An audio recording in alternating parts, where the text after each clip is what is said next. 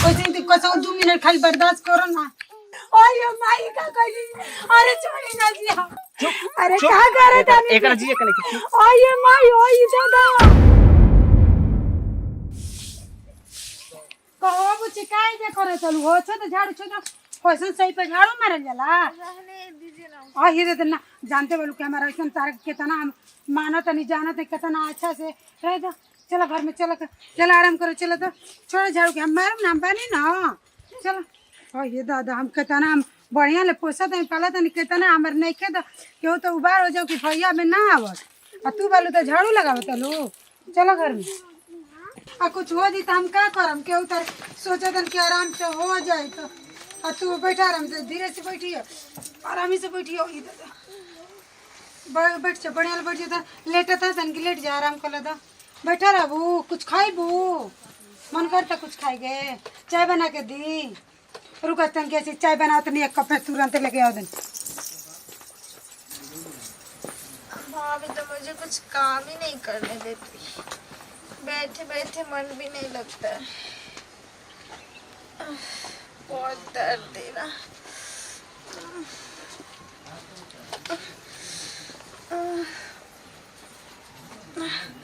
पता नहीं भाभी कहाँ चली गई।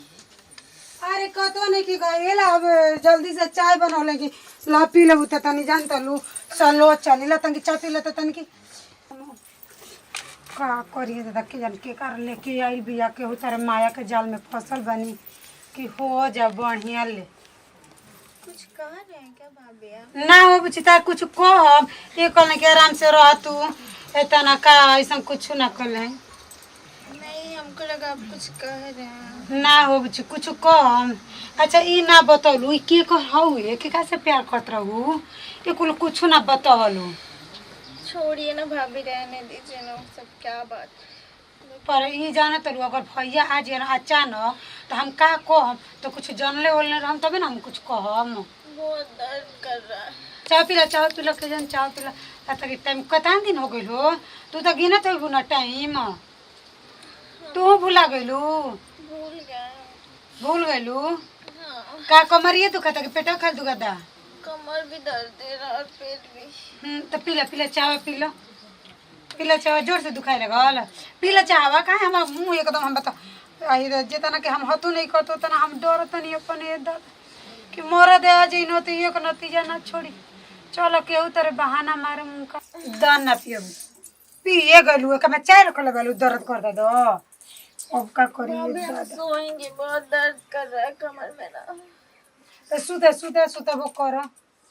यही लालच से हम बानी तना सेवा करत नहीं कि हमार लइका लेकिन नहीं खसन तो हमार केहू तरे हो जाओ एहू बहाना कि चल हम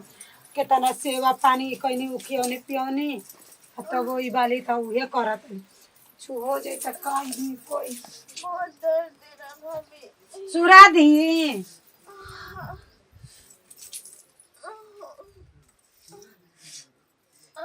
के गोड़ा कोड़ो करके ना ताके माना करत रही कि मत तू कर हो चल तो बोल ली बाबू एकदम बढ़िया चल दा।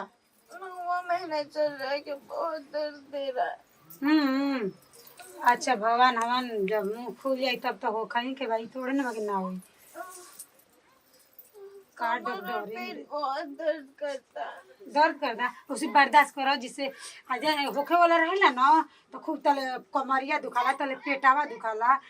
आ जब दर्द होला तो नीचे मुकी के साथ छोड़ने ऊपर ना खींचनी।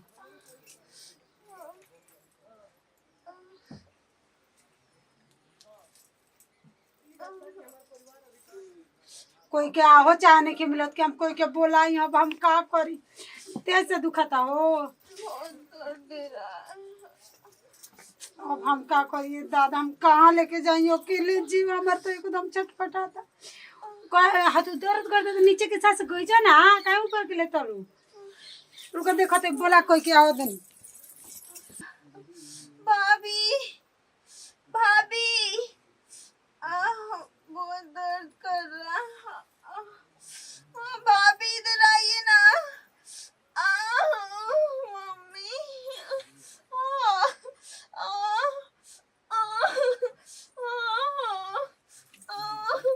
का हो कोई के चिल्ला ले ना कोई के मिलल है कपड़ा हम लेके आइले का कहत कोई दर्द कर दा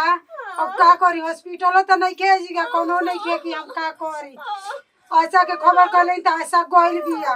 आरा गोइल बिया त कहां ले हम का करी दादा ठीक है हम देखो तनी का ना उनको देखो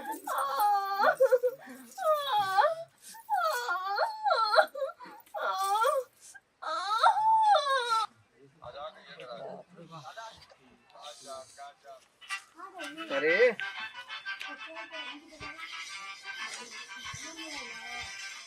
साला तू नाच अरे का रे का हाल हो ठीक बा कहां से आवत रे आओ दी 12 से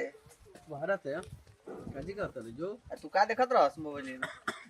तोला क्या लगती तू ना सुधर बे एकदम जो ना जाके देख पहले घर जौन हाल तहर पहले रहे तौन हाल तहर आज बा सरवो तू ना कमाए वाला नालायक तू बड़का कमाए वाला बनल बड़ा देखला अपने आप के साला कमाता त एगो साला चप्पल पे बड़ा हम जूता पे बनी अरे तो माल ट्रेन में देखत त ट्रेन में हम जूता लगा के आज बैठी ट्रेन में देखत नहीं पब्लिक ना देखेला जो तनी आदत बदल जो जाके हाँ, अपन बिना देख अपन मोबाइल में थिए देखत अरे तोरा लाजे नहीं खे कई दो कई आज होई ओसे तो कसो 2 मिनट खाली बर्दाश्त करो ना पर जानते लोग का जल ई बात के हमारे तारे रहे दिया अब हो जाए ना तो हमहू खुश हो जाई और तोरो बच्चा मारे के ना पड़ी कितना एकदम बढ़िया ला तू बहुत दर्द हो रहा है। सोचो हम कहते मतलब हो जाई लागत कि होखे वाला बाप हो जैसे खानी उनी सब गिरत हुए पते रह दे एकदम में उसी आराम खाली नीचे के सांस लेबू तो खुद ऑटोमेटिक हो जाई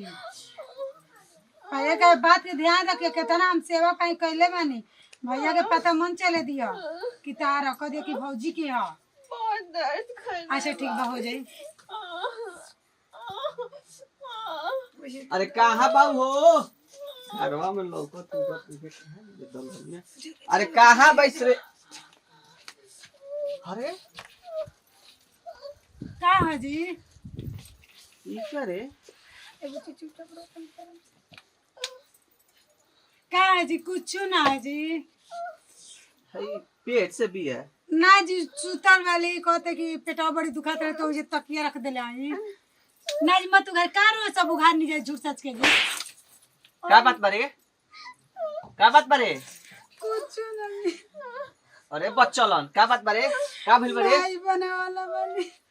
अरे हरामी कुछ ना कहला है जी रो गोड़ धरत नहीं हम कुछ ना कहला है तो हई का एक ई कहिया भइल हई चीज हम साल भर से पहाड़ा पानी ई करदनी देखे खातिर मनी आज ना आप जानते बन लड़की काच कर लगते को हमरो के नहीं की हई बताओ के कर नहीं के लेके घूमती है पेट में वो जी तो बर्दाश्त कर हमरा के नहीं की बताओ छोड़ ओकरा के छोड़ ना जी लड़की हम मर जाई जी मर जी तो मर जाए दे ना जी राम गोड़ पे गिरा तनी लइके कोई नहीं के जानत घर है मेरा कले बनी लइके हम मर जाई तो कोई का अब कहे हमारी इज्जत नहीं ना ऊपर ना जी हम कदम की हमारा राम गोड़ पे गिरा अरे मत लइके के छोड़ चुप मत जी राम गोड़ पे पर तनी मत लइके के जादी हो जी तो हमारे कोई ना रह शांत रही लइके क्या ना कुछ ना होई कुछ तोरा दिमाग में पिलुआ का घुस गेलो आ मेरे के मारी पीटी पर लगी अब हाथ में चढ़ी रहा गोड़ पर लड़किया के छोड़ दी गांव भर में अरे अरे छोड़ी ना जी इज्जत खराब करते आ छोड़ी ना जी लड़किया के छोड़ी ना मुंह पे तोरा के एकरा से पहले तोरे के मुंह पे बहुत जानती है हमारा के मुंह हाथ पर हमारे लड़किया घर के के इज्जत छोड़ी खराब करते सन एकर बच्चा हमरा ना चाहिए ना जी ऐसा गलती कर मत करी कहां मुंह काला कइले रे हटी ना आई वानिया छोड़ी ना कहां गई रही कहिए अरे छोड़ी ना जान भाई तो फोन पर ना कहलिस बता जाय दी गलती हो गलम के माफ कर दी चुपचाप जो घर में जो हम आओ तो 5 मिनट तो घर में जो हम ना जमीन का के छोड़ के तो ये चीज है ना आज मुंह हन ना जैसे गलती का मत करी अरे छोड़ी ना जी अरे छोड़ी ना जी आइए दादा ये क्या कहने जी आइए दादा आइए माई क्या कहने अरे छोड़ी ना जी अरे क्या कर रहे थे एकरा जी कने आइए माई आइए दादा अरे छोड़ी ना जी आइए दादा आइए ले अब रे आइए माई अरे इस तोरे के मुंह पे आज दूध घर में मटर हो जाए चुप रहो नो बताओ